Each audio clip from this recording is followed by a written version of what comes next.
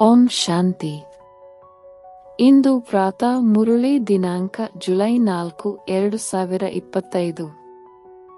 ಮಧುರ ಮಕ್ಕಳೇ, ಬಂಧನ ಮುಕ್ತರಾಗಿ ಸರ್ವೀಸಿನಲ್ಲಿ ತತ್ಪರರಾಗಿರಿ, ಏಕೆಂದರೆ ಈ ಸರ್ವೀಸಿನಲ್ಲಿ ಬಹಳ ಶ್ರೇಷ್ಠ ಸಂಪಾದನೆ ಇದೆ. 21 ಜನ್ಮಗಳಿಗಾಗಿ ನೀವು ವೈಕುಂಠದ ಮಾಲೀಕರಾಗುತ್ತೀರಿ. ಪ್ರಶ್ನೆ: ಪ್ರತಿಯೊಂದು ಮಗು ಯಾವ ಹವ್ಯಾಸವನ್ನಿಟ್ಟುಕೊಳ್ಳಬೇಕಾಗಿದೆ? ಉತ್ತರ: ಮುರುಳಿಯ ವಿಷಯದ ಬಗ್ಗೆ ತಿಳಿಸುವ ಹವ್ಯಾಸ ಮಾಡಿಕೊಳ್ಳಬೇಕು. ಒಂದು ವೇಳೆ ಬ್ರಾಹ್ಮಣಿಯು ಎಲ್ಲಾದರೂ ಹೋಗುತ್ತಾರೆಂದರೆ ಪರಸ್ಪರ ಸೇರಿ ತರಗತಿಯನ್ನು ನಡೆಸಬೇಕು. ಒಂದು ವೇಳೆ ಮುರುಳಿ ಹೇಳುವುದನ್ನು ಕಲಿಯಲಿಲ್ಲವೆಂದರೆ ತಮ್ಮ ಸಮಾನರನ್ನಾಗಿ ಹೇಗೆ ಮಾಡಿಕೊಳ್ಳುತ್ತೀರಿ? ಬ್ರಾಹ್ಮಣಿ ಇಲ್ಲದಿದ್ದರೆ ತಬ್ಬಿಬ್ಬಾಗಬಾರದು. ವಿದ್ಯೆಯಂತೂ ಸಹಜವಾಗಿದೆ, ಆದ್ದರಿಂದ ತರಗತಿಯನ್ನು ನಡೆಸುತ್ತಾ ಇರಿ. ಈ ಅಭ್ಯಾಸವನ್ನು ಮಾಡಿಕೊಳ್ಳಬೇಕಾಗಿದೆ. ಓಂ ಶಾಂತಿ. ಮಕ್ಕಳು ಇದನ್ನು ಕೇಳಿದಾಗ ತಮ್ಮನ್ನು ಆತ್ಮನಿಶ್ಚಯ ಮಾಡಿಕೊಂಡು ಕುಳಿತುಕೊಳ್ಳಿ ಮತ್ತು ಈ ನಿಶ್ಚಯ ಮಾಡಿಕೊಳ್ಳಿ, ಪರಮಾತ್ಮ ತಂದೆಯು ನಮಗೆ ತಿಳಿಸುತ್ತಿದ್ದಾರೆ. ಈ ಆದೇಶವನ್ನು ಒಬ್ಬ ತಂದೆಯೇ ಕೊಡುತ್ತಾರೆ, ಅದಕ್ಕೆ ಶ್ರೀಮತವೆಂದು ಹೇಳಲಾಗುತ್ತದೆ. ಶ್ರೀ ಶ್ರೀ ಅರ್ಥಾತ್ ಶ್ರೇಷ್ಠಾತಿಶ್ರೇಷ್ಠ, ಅವರು ಬೇಹದ್ದಿನ ತಂದೆಯಾಗಿದ್ದಾರೆ. ಅವರಿಗೆ ಶ್ರೇಷ್ಠಾತಿಶ್ರೇಷ್ಠ ಭಗವಂತನೆಂದು ಕರೆಯಲಾಗುತ್ತದೆ. ಅನೇಕರು ಇಂತಹ ಮನುಷ್ಯರಿದ್ದಾರೆ, ಅವರು ಅಷ್ಟು ಪರಮಾತ್ಮ ತಂದೆಯನ್ನು ತಿಳಿದುಕೊಳ್ಳುವುದೂ ಇಲ್ಲ. ಬಲೆ ಶಿವನ ಭಕ್ತಿ ಮಾಡುತ್ತಾರೆ, ಬಹಳ ಪ್ರೀತಿಯಿಂದ ನೆನಪು ಮಾಡುತ್ತಾರೆ, ಆದರೆ ಮನುಷ್ಯರು ಎಲ್ಲರಲ್ಲಿ ಪರಮಾತ್ಮನಿದ್ದಾರೆಂದು ಹೇಳಿಬಿಟ್ಟಿದ್ದಾರೆ. ಆದ್ದರಿಂದ ಆ ಪ್ರೀತಿಯನ್ನು ಯಾರ ಜೊತೆ ಇಡುವುದು? ಆದ್ದರಿಂದಲೇ ತಂದೆಯೊಂದಿಗೆ ವಿಪರೀತ ಬುದ್ಧಿಯವರಾಗಿ ಬಿಟ್ಟಿದ್ದಾರೆ. ಭಕ್ತಿಯಲ್ಲಿ ಯಾವುದೇ ದುಃಖ ಅಥವಾ ರೋಗವು ಬರುತ್ತದೆ ಎಂದರೆ ಆಗ ಪ್ರೀತಿ ತೋರಿಸುತ್ತಾರೆ. ಭಗವಂತನೇ ರಕ್ಷಿಸಿ ಎಂದು ಪ್ರಾರ್ಥಿಸುತ್ತಾರೆ. ಮಕ್ಕಳಿಗೆ ತಿಳಿದಿದೆ, ಗೀತೆಯಾಗಿದೆ, ಶ್ರೀಮತವು ಭಗವಂತನ ಮುಖದಿಂದ ಉಚ್ಚರಿಸಲ್ಪಟ್ಟಿದೆ. ಭಗವಂತನು ರಾಜಯೋಗವನ್ನು ಕಲಿಸಿರುವ ಹಾಗೂ ಶ್ರೀಮತವನ್ನು ಕೊಟ್ಟಿರುವಂತಹ ಶಾಸ್ತ್ರವು ಗೀತೆಯ ಹೊರತು ಮತ್ಯಾವುದೂ ಇಲ್ಲ. ಭಾರತದ್ದು ಒಂದೇ ಗೀತೆಯಾಗಿದೆ. ಇದರ ಪ್ರಭಾವವು ಬಹಳ ಇದೆ. ಇದೊಂದು ಭಗವದ್ಗೀತೆಯೇ ಭಗವಂತನು ಹೇಳಿರುವುದಾಗಿದೆ. ಭಗವಂತನೆಂದು ಹೇಳಿದಾಗ ಒಬ್ಬ ನಿರಾಕಾರನ ಕಡೆಯೇ ದೃಷ್ಟಿಯು ಹೋಗುತ್ತದೆ. ಬೆರಳಿನಿಂದಲೂ ಮೇಲೆ ಸೂಚಿಸುತ್ತಾರಲ್ಲವೇ? ಕೃಷ್ಣನಿಗೆ ಈ ರೀತಿ ಎಂದು ಹೇಳುವುದಿಲ್ಲ, ಏಕೆಂದರೆ ಅವನಂತೂ ದೇಹಧಾರಿಯಲ್ಲವೇ? ಈಗ ನಿಮಗೆ ಅವರ ಜೊತೆಯ ಸಂಬಂಧದ ಬಗ್ಗೆ ಅರ್ಥವಾಗಿದೆ. ಆದ್ದರಿಂದ ತಂದೆಯನ್ನು ನೆನಪು ಮಾಡಿ ಅವರೊಂದಿಗೆ ಪ್ರೀತಿಯನ್ನಿಡಿ ಎಂದು ಹೇಳಲಾಗುತ್ತದೆ. ಆತ್ಮವು ತನ್ನ ತಂದೆಯನ್ನು ನೆನಪು ಮಾಡುತ್ತದೆ. ಈಗ ಅದೇ ಭಗವಂತನು ಮಕ್ಕಳಿಗೆ ಓದಿಸುತ್ತಿದ್ದಾರೆ. ಅಂದ ಮೇಲೆ ಆ ನಶಿ ಇರಬೇಕಲ್ಲವೇ? ಮತ್ತು ನಶಿಯು ಸ್ಥಿರವಾಗಿ ನಿಲ್ಲಬೇಕು. ಕೇವಲ ಬ್ರಾಹ್ಮಣಿಯು ಸನ್ಮುಖದಲ್ಲಿದ್ದಾಗ ನಶಿಯೇರುವುದು. ಬ್ರಾಹ್ಮಣಿ ಇಲ್ಲವೆಂದರೆ ನಶಿಯು ಹಾರುವಂತಾಗಬಾರದು. ಬ್ರಾಹ್ಮಣಿಯೂ ಇಲ್ಲದಿದ್ದರೆ ನಾವು ತರಗತಿಯನ್ನು ನಡೆಸಲು ಸಾಧ್ಯವಿಲ್ಲ ಎನ್ನುವಂತಾಗಬಾರದು. ಕೆಲವು ಸೇವಾ ಕೇಂದ್ರಗಳಿಗಾಗಿ ತಂದೆಯು ತಿಳಿಸುತ್ತಾರೆ. ಕೆಲವೊಮ್ಮೆ ಬ್ರಾಹ್ಮಣಿಯು 5-6 ತಿಂಗಳಿನವರೆಗೆ ಎಲ್ಲಿಗಾದರೂ ಹೋಗುತ್ತಾರೆಂದರೆ ಪರಸ್ಪರ ಸೇರಿ ಸೇವಾ ಕೇಂದ್ರವನ್ನು ಸಂಪಾಲನೆ ಮಾಡುತ್ತಾರೆ, ಏಕೆಂದರೆ ವಿದ್ಯೆಯಂತೂ ಸಹಜವಾಗಿದೆ. ಕೆಲವರಂತೂ ಬ್ರಾಹ್ಮಣಿ ಇಲ್ಲವೆಂದರೆ ಹೇಗೆ ಕುರುಡರು, ಕುಂಟರಾಗಿ ಬಿಡುತ್ತಾರೆ. ಬ್ರಾಹ್ಮಣಿಯು ಎಲ್ಲಿಯಾದರೂ ಹೋದರೆಂದರೆ ಸಾಕು, ಸೇವಾ ಕೇಂದ್ರಕ್ಕೆ ಹೋಗುವುದನ್ನೇ ಬಿಟ್ಟು ಬಿಡುತ್ತಾರೆ. ಆರೆ ಇಷ್ಟೊಂದು ಮಂದಿ ಕುಳಿತಿದ್ದೀರಿ, ತರಗತಿಯನ್ನು ನಡೆಸುವುದಕ್ಕೆ ಆಗುವುದಿಲ್ಲವೇ?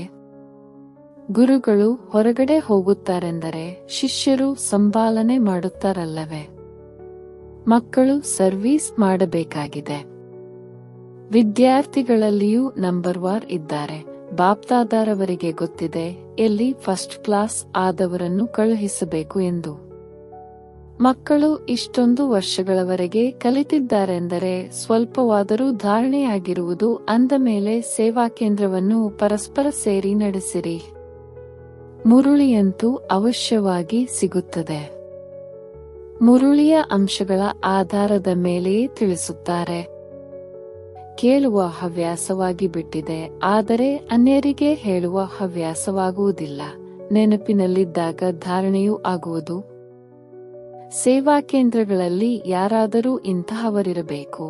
ಬ್ರಾಹ್ಮಣಿಯು ಎಲ್ಲಿಯಾದರೂ ಹೋದಾಗ ನಾವು ಸೇವಾ ಕೇಂದ್ರವನ್ನು ಸಂಪಾಲನೆ ಮಾಡುತ್ತೇವೆ ಎನ್ನುವಂತೆ ಇರಬೇಕು. ತಂದೆಯು ಬ್ರಾಹ್ಮಣಿಯನ್ನು ಎಲ್ಲಿಯೋ ಒಳ್ಳೆಯ ಸೇವಾ ಕೇಂದ್ರಕ್ಕೆ ಸರ್ವೀಸಿಗಾಗಿ ಕಳುಹಿಸಿದ್ದಾರೆ. ಹೊಸ ಸೇವಾ ಕೇಂದ್ರದಲ್ಲಿ ಸೇವೆಗಾಗಿ ಕಳುಹಿಸಿದ್ದಾರೆ. ಆದ್ದರಿಂದ ಬ್ರಾಹ್ಮಣಿಯರಿಲ್ಲದಿದ್ದರೆ ತಬ್ಬಿಬ್ಬಾಗಬಾರದು. ಬ್ರಾಹ್ಮಣಿಯ ತರಹ ಆಗಲಿಲ್ಲವೆಂದರೆ ಅನ್ಯರನ್ನು ತಮ್ಮ ಸಮಾನ ಹೇಗೆ ಮಾಡಿಕೊಳ್ಳುವಿರಿ? ಪ್ರಜೆಗಳನ್ನು ಹೇಗೆ ತಯಾರು ಮಾಡುತ್ತೀರಿ? ಮುರುಳಿಯಂತೂ ಎಲ್ಲರಿಗೂ ಸಿಗುತ್ತದೆ ಅಂದ ಮೇಲೆ ನಾವು ಗದ್ದುಗೆಯ ಮೇಲೆ ಕುಳಿತು ತಿಳಿಸಿಕೊಡಬೇಕೆಂದು ಮಕ್ಕಳಿಗೆ ಖುಷಿಯಿರಬೇಕು. ಅಭ್ಯಾಸ ಮಾಡಿದ್ದೇ ಆದರೆ ಸರ್ವೀಸೇಬಲ್ ಆಗಬಲ್ಲಿರಿ. ಸರ್ವೀಸೇಬಲ್ ಆಗಿದ್ದೀರಾ ಎಂದು ತಂದೆಯು ಕೇಳುತ್ತಾರೆ. ಯಾರೂ ಹೊರಬರುವುದಿಲ್ಲ. ಸರ್ವೀಸಿಗಾಗಿ ರಜೆ ತೆಗೆದುಕೊಳ್ಳಬೇಕು. ಎಲ್ಲಿಯಾದರೂ ಸರ್ವೀಸಿಗಾಗಿ ನಿಮಂತ್ರಣ ಬಂದರೆ ಸಾಕು, ರಜೆ ತೆಗೆದುಕೊಂಡು ಅಲ್ಲಿಗೆ ಹೊರಟು ಹೋಗಬೇಕು. ಯಾರು ಬಂಧನ ಮುಕ್ತ ಮಕ್ಕಳಿದ್ದಾರೆಯೋ ಅವರು ಇಂತಹ ಸರ್ವೀಸ್ ಮಾಡಬಹುದಾಗಿದೆ. ಆ ಸರ್ಕಾರಕ್ಕಿಂತಲೂ ಈ ಸರ್ಕಾರದ ಸಂಪಾದನೆಯು ಬಹಳ ಉತ್ತಮವಾಗಿದೆ. ಭಗವಂತನೇ ಓದಿಸುತ್ತಾರೆ. ಇದರಿಂದ ನೀವು 21 ಜನ್ಮಗಳಿಗಾಗಿ ವೈಕುಂಠದ ಮಾಲೀಕರಾಗುತ್ತೀರಿ. ಇದು ಎಷ್ಟು ಭಾರಿ ಸಂಪಾದನೆಯಾಗಿದೆ.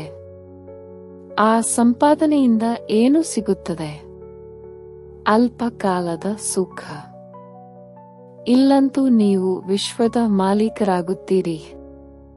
ಯಾರಿಗೆ ಪಕ್ಕಾ ನಿಶ್ಚಯವಿದೆಯೋ ಅವರಿಗೆ ಇದೇ ಸೇವೆಯಲ್ಲಿ ನಾವು ತೊಡಗುತ್ತೇವೆಂದು ಹೇಳುತ್ತಾರೆ.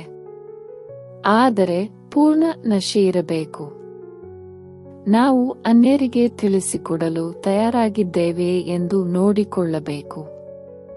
ಇದು ಬಹಳ ಸಹಜವಾಗಿದೆ. ಕಲಿಯುಗದ ಅಂತ್ಯದಲ್ಲಿ ಎಷ್ಟು ಕೋಟ್ಯಾಂತರ ಮನುಷ್ಯರಿದ್ದಾರೆ, ಆದರೆ ಸತ್ಯಯುಗದಲ್ಲಿ ಕೆಲವರೇ ಇರುತ್ತಾರೆ. ಅದರ ಸ್ಥಾಪನೆಗಾಗಿ ತಂದೆಯು ಸಂಗಮದಲ್ಲಿಯೇ ಬರುತ್ತಾರೆ. ಹಳೆಯ ಪ್ರಪಂಚದ ವಿನಾಶವಾಗಬೇಕಾಗಿದೆ. ಮಹಾಭಾರತ ಯುದ್ಧವು ಪ್ರಸಿದ್ಧವಾಗಿದೆ. ಯಾವಾಗ ಭಗವಂತನು ಬಂದು ಸತ್ಯಯುಗಕ್ಕಾಗಿ ರಾಜಯೋಗವನ್ನು ಕಲಿಸಿ ರಾಜರಿಗೂ ರಾಜರನ್ನಾಗಿ ಮಾಡುವರೋ ಆಗಲೇ ಈ ಯುದ್ಧವಾಗುತ್ತದೆ. ಕರ್ಮಾತೀತ ಸ್ಥಿತಿಯನ್ನು ಪ್ರಾಪ್ತಿ ಮಾಡಿಸುತ್ತಾರೆ. ತಂದೆಯು ತಿಳಿಸುತ್ತಾರೆ, ದೇಹಸಹಿತವಾಗಿ ದೇಹದ ಎಲ್ಲಾ ಸಂಬಂಧಗಳನ್ನು ಬಿಟ್ಟು ನನ್ನೊಬ್ಬನನ್ನೇ ನೆನಪು ಮಾಡಿ, ಆಗ ಪಾಪಗಳು ಕಳೆಯುತ್ತವೆ. ತಮ್ಮನ್ನು ಆತ್ಮನೆಂದು ತಿಳಿದು ತಂದೆಯನ್ನು ನೆನಪು ಮಾಡುವುದೇ ಪರಿಶ್ರಮವಾಗಿದೆ. ಯೋಗದ ಅರ್ಥವನ್ನು ಒಬ್ಬ ಮನುಷ್ಯನು ತಿಳಿದುಕೊಂಡಿಲ್ಲ. ತಂದೆಯು ತಿಳಿಸುತ್ತಾರೆ, ಭಕ್ತಿ ಮಾರ್ಗವು ಸಹ ನಾಟಕದಲ್ಲಿ ನಿಗದಿಯಾಗಿದೆ. ಭಕ್ತಿ ಮಾರ್ಗವು ನಡೆಯಲೇಬೇಕಾಗಿದೆ. ಜ್ಞಾನ, ಭಕ್ತಿ, ವೈರಾಗ್ಯದ ಮೇಲೆ ಆಟವು ಮಾಡಲ್ಪಟ್ಟಿದೆ. ವೈರಾಗ್ಯವು ಸಹ 2 ಪ್ರಕಾರವಾಗಿದೆ. ಒಂದು ಹದ್ದಿನ ವೈರಾಗ್ಯ, ಇನ್ನೊಂದು ಬೇಹದ್ದಿನ ವೈರಾಗ್ಯವಾಗಿದೆ. ನೀವು ಮಕ್ಕಳು ಈಗ ಇಡೀ ಪ್ರಪಂಚವನ್ನೇ ಮರೆಯುವ ಪುರುಷಾರ್ಥ ಮಾಡುತ್ತೀರಿ, ಏಕೆಂದರೆ ನಿಮಗೆ ತಿಳಿದಿದೆ, ನಾವೀಗ ಶಿವಾಲಯ ಪಾವನ ಪ್ರಪಂಚಕ್ಕೆ ಹೋಗುತ್ತಿದ್ದೇವೆ. ನೀವೆಲ್ಲ ಬ್ರಹ್ಮಕುಮಾರ ಕುಮಾರಿಯರು, ಸಹೋದರ ಸಹೋದರಿಯರಾಗಿದ್ದೀರಿ ಅಂದ ಮೇಲೆ ವಿಕಾರದ ದೃಷ್ಟಿ ಇರಬಾರದು.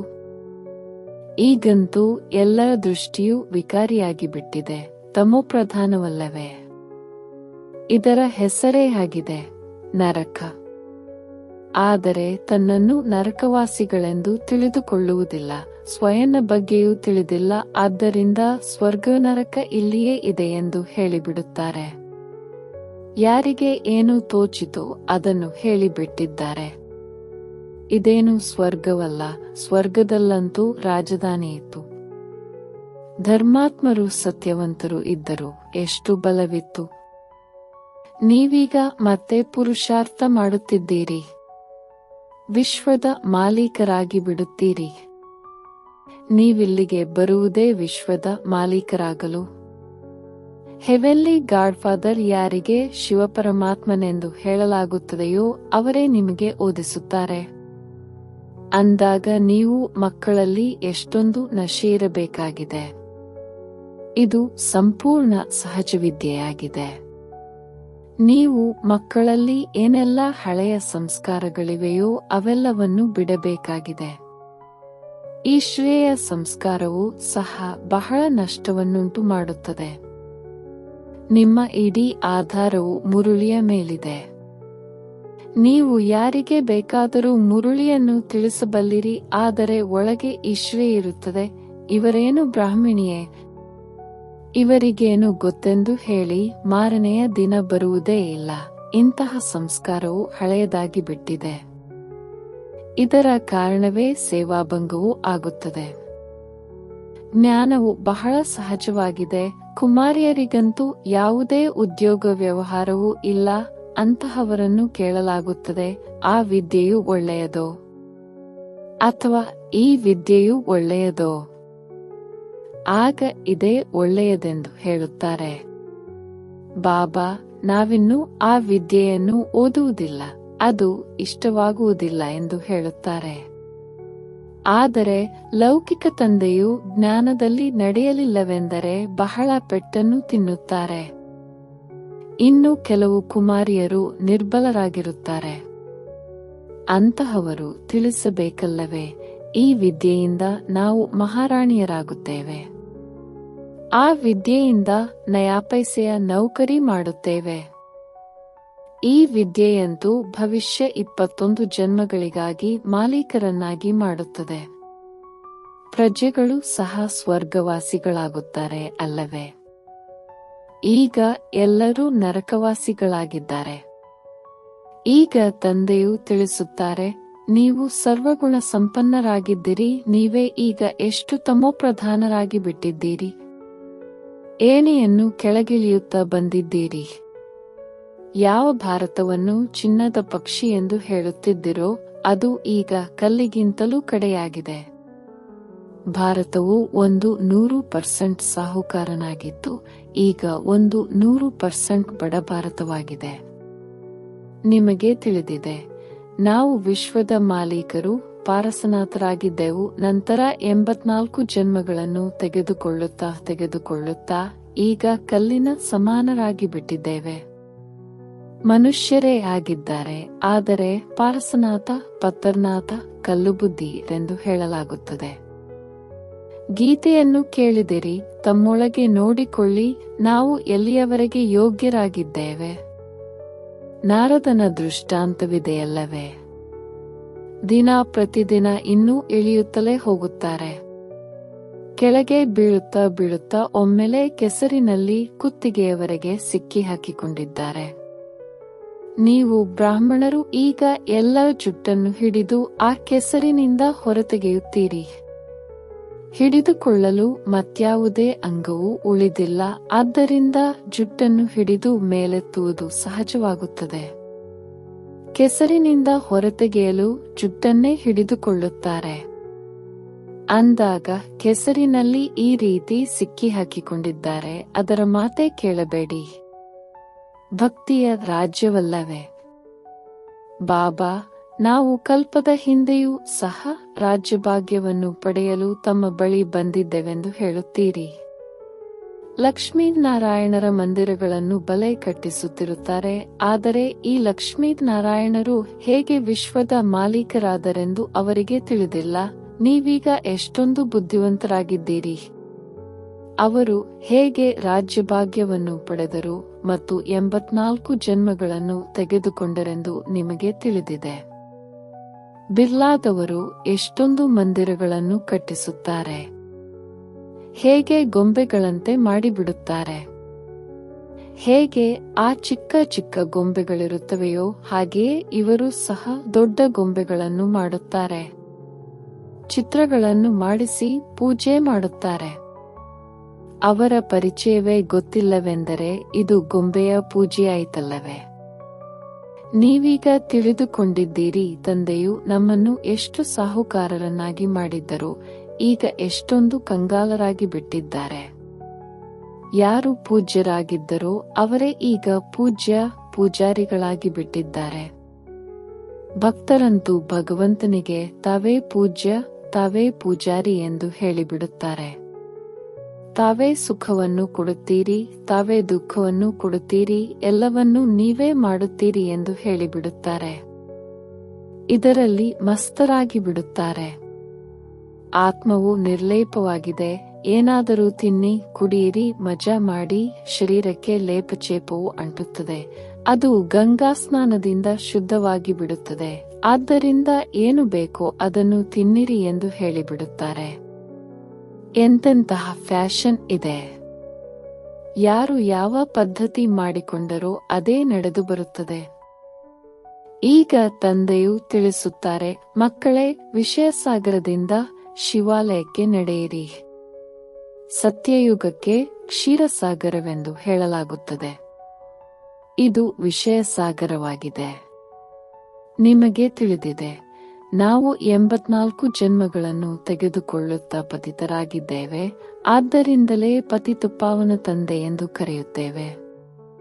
ಚಿತ್ರಗಳನ್ನು ಕುರಿತು ತಿಳಿಸಬೇಕು, ಆಗ ಮನುಷ್ಯರು ಸಹಜವಾಗಿ ತಿಳಿದುಕೊಳ್ಳುತ್ತಾರೆ. ಏಣಿಯ ಚಿತ್ರದಲ್ಲಿ 84 ಜನ್ಮಗಳ ಪೂರ್ಣ ವೃತ್ತಾಂತವಿದೆ. ಇಷ್ಟು ಸಹಜ ಮಾತನ್ನು ಸಹ ಯಾರೂ ತಿಳಿಸಿಕೊಡುವುದಿಲ್ಲ. ಇದರಿಂದ ತಂದೆಯು ತಿಳಿದುಕೊಳ್ಳುತ್ತಾರೆ, ಮಕ್ಕಳೇ, ಪೂರ್ಣ ಓದುವುದಿಲ್ಲ, ಉನ್ನತಿ ಮಾಡಿಕೊಳ್ಳುತ್ತಿಲ್ಲ. ಭ್ರಮರಿಯ ತರಹ ಕೀಟಗಳಿಗೆ ಜ್ಞಾನದ ಧ್ವನಿ ಮಾಡಿ ತಮ್ಮ ಸಮಾನರನ್ನಾಗಿ ಮಾಡಿಕೊಳ್ಳುವುದು ನೀವು ಬ್ರಾಹ್ಮಣರ ಕರ್ತವ್ಯವಾಗಿದೆ. ಮತ್ತು ಸರ್ಪದ ತರಹ ಹಳೆಯ ಪೆರೆಯನ್ನು ಬಿಟ್ಟು ಹೊಸ ಪೆರೆಯನ್ನು ತೆಗೆದುಕೊಳ್ಳುವುದು ನಿಮ್ಮ ಪುರುಷಾರ್ಥವಾಗಿದೆ. ನೀವು ತಿಳಿದುಕೊಂಡಿದ್ದೀರಿ, ಇದು ಹಳೆಯದಾದ ಹರಿದು ಹೋಗಿರುವ ಶರೀರವಾಗಿದೆ. ಇದನ್ನು ಈಗ ಬಿಡಬೇಕಾಗಿದೆ. ಶರೀರವು ಹಳೆಯದಾಗಿದೆ. ಈ ಪ್ರಪಂಚವೇ ಹಳೆಯದಾಗಿ ಬಿಟ್ಟಿದೆ. ಇದನ್ನು ಬಿಟ್ಟು ಈಗ ಹೊಸ ಪ್ರಪಂಚದಲ್ಲಿ ಹೋಗಬೇಕಾಗಿದೆ. ನಿಮ್ಮ ಈ ವಿದ್ಯೆಯು ಹೊಸ ಪ್ರಪಂಚ, ಸ್ವರ್ಗಕ್ಕೋಸ್ಕರ ಇದೆ. ಈ ಹಳೆಯ ಪ್ರಪಂಚವು ಸಮಾಪ್ತಿಯಾಗಲಿದೆ. ಸಾಗರದ ಒಂದೇ ಅಲೆಯಿಂದ ಇಡೀ ಪ್ರಪಂಚವೇ ಅಲ್ಲೋಲಕಲ್ಲೋಲವಾಗಿ ಬಿಡುತ್ತದೆ. ವಿನಾಶವಂತೂ ಆಗಲೇಬೇಕಲ್ಲವೇ? ಪ್ರಾಕೃತಿಕ ವಿಕೋಪಗಳು ಯಾರನ್ನೂ ಬಿಡುವುದಿಲ್ಲ. ಒಳ್ಳೆಯದು. ಮಧುರಾತಿ ಮಧುರ ಅಗಲಿ ಮರಳಿ ಸಿಕ್ಕಿರುವ ಮಕ್ಕಳ ಪ್ರತಿ ಮಾತಾಪಿತಾ ಬಾಪ್ದಾದರವರ ನೆನಪು, ಪ್ರೀತಿ ಹಾಗೂ ಸುಪ್ರಭಾತ. ಆತ್ಮೀಯ ಮಕ್ಕಳಿಗೆ ಆತ್ಮೀಯ ತಂದೆಯ ನಮಸ್ತೆ. ಧಾರಣೆಗಾಗಿ ಮುಖ್ಯ ಸಾರ. ಒಳಗೆ ಯಾವ ಈಶ್ವರೇ ಮೊದಲಾದ ಹಳೆಯ ಸಂಸ್ಕಾರಗಳಿವೆಯೋ ಅವನ್ನು ಬಿಟ್ಟು ಪರಸ್ಪರ ಬಹಳ ಪ್ರೀತಿಯಿಂದ ಹೊಂದಿಕೊಂಡು ಇರಬೇಕಾಗಿದೆ. ಈಶ್ವರೆಯ ಕಾರಣ ವಿದ್ಯೆಯನ್ನು ಬಿಟ್ಟು ಬಿಡಬಾರದು. ಈ ಹಳೆಯ ಹರಿದು ಹೋಗಿರುವ ಶರೀರದ ಅಭಿಮಾನವನ್ನು ಬಿಟ್ಟು ಬಿಡಬೇಕಾಗಿದೆ. ಭ್ರಮರಿಯ ತರಹ ಜ್ಞಾನದ ಧ್ವನಿ ಮಾಡಿ ಕೀಟಗಳನ್ನು ತಮ್ಮ ಸಮಾನ ಮಾಡುವ ಸೇವೆ ಮಾಡಬೇಕಾಗಿದೆ. ಈ ಆತ್ಮಿಕ ವ್ಯಾಪಾರದಲ್ಲಿ ತೊಡಗಬೇಕಾಗಿದೆ. ವರದಾನ: ಮನಸ್ಸ ಬಂಧನಗಳಿಂದ ಮುಕ್ತ, ಅತೀಂದ್ರಿಯ ಸುಖದ ಅನುಭೂತಿ ಮಾಡುವಂತಹ ಮುಕ್ತಿದಾತ ಭವ. ಅತೀಂದ್ರಿಯ ಸುಖದಲ್ಲಿ ತೂಗುವುದು ಇದು ಸಂಗಮಯುಗಿ ಬ್ರಾಹ್ಮಣ ವಿಶೇಷತೆಯಾಗಿದೆ. ಆದರೆ ಮನಸ್ಸ ಸಂಕಲ್ಪಗಳ ಬಂಧನವು ಆಂತರಿಕ ಖುಷಿ ಹಾಗೂ ಅತೀಂದ್ರಿಯ ಸುಖದ ಅನುಭವವನ್ನು ಮಾಡುವುದಕ್ಕೆ ಬಿಡುವುದಿಲ್ಲ. ವ್ಯರ್ಥ ಸಂಕಲ್ಪಗಳಲ್ಲಿ ಈರ್ಷೆ, ಹುಡುಗಾಟಿಕೆ ಅಥವಾ ಆಲಸ್ಯದ ಸಂಕಲ್ಪಗಳ ಬಂಧನದಲ್ಲಿ ಬಂಧಿಸುವುದೇ ಮನಸ್ಸ ಬಂಧನವಾಗಿದೆ. ಇಂತಹ ಆತ್ಮವು ಅಭಿಮಾನಕ್ಕೆ ವಶವಾಗಿ ಅನ್ಯರದೇ ದೋಷವನ್ನು ಯೋಚಿಸುತ್ತಿರುತ್ತಾರೆ. ಅವರಲ್ಲಿ ಅನುಭೂತಿಯ ಶಕ್ತಿಯು ಸಮಾಪ್ತಿಯಾಗಿ ಬಿಡುತ್ತದೆ. ಆದ್ದರಿಂದ ಈ ಸೂಕ್ಷ್ಮ ಬಂಧನಗಳಿಂದ ಮುಕ್ತವಾದಾಗಲೇ ಮುಕ್ತಿದಾತ ಆಗಲು ಸಾಧ್ಯವಾಗುವುದು. ಸ್ಲೋಗನ್ ಹೀಗೆ: ಖುಷಿಗಳ ಗಣಿಯಿಂದ ಸಂಪನ್ನವಾಗಿರಿ, ಅದರಿಂದ ತಮ್ಮ ಬಳಿ ದುಃಖದ ಪ್ರಕಂಪನಗಳು ಸಹ ಬರಬಾರದು. ಅವ್ಯಕ್ತ ಸೂಚನೆ: ಸಂಕಲ್ಪ ಶಕ್ತಿಯನ್ನು ಜಮಾ ಮಾಡಿ ಶ್ರೇಷ್ಠ ಸೇವೆಗೆ ನಿಮಿತ್ತರಾಗಿ. ಯಾವುದೇ ಶ್ರೇಷ್ಠ ಸಂಕಲ್ಪ ರೂಪಿ ಬೀಜವನ್ನು ಫಲೀಭೂತ ಮಾಡುವ ಸಹಜ ಸಾಧನ ಒಂದೇ ಆಗಿದೆ. ಅದಾಗಿದೆ. ತಂದೆಯಿಂದ ಪ್ರತಿ ಸಮಯ ಸರ್ವ ಶಕ್ತಿಗಳ ಬಲವನ್ನು ಆ ಬೀಜದಲ್ಲಿ ತುಂಬುತ್ತಾ ಇರುವುದು. ಬೀಜರೂಪ ಮೂಲಕ ತಮ್ಮ ಸಂಕಲ್ಪರೂಪಿ ಬೀಜ ಸಹಜ ಹಾಗೂ ಸ್ವತಃವಾಗಿ ವೃದ್ಧಿಯನ್ನು ಪಡೆಯುತ್ತದೆ ಹಾಗೂ ಫಲೀಭೂತವಾಗುತ್ತದೆ. ಸಂಕಲ್ಪ ಶಕ್ತಿ ಜಮಾ ಆಗುತ್ತದೆ. ಓಂ ಶಾಂತಿ.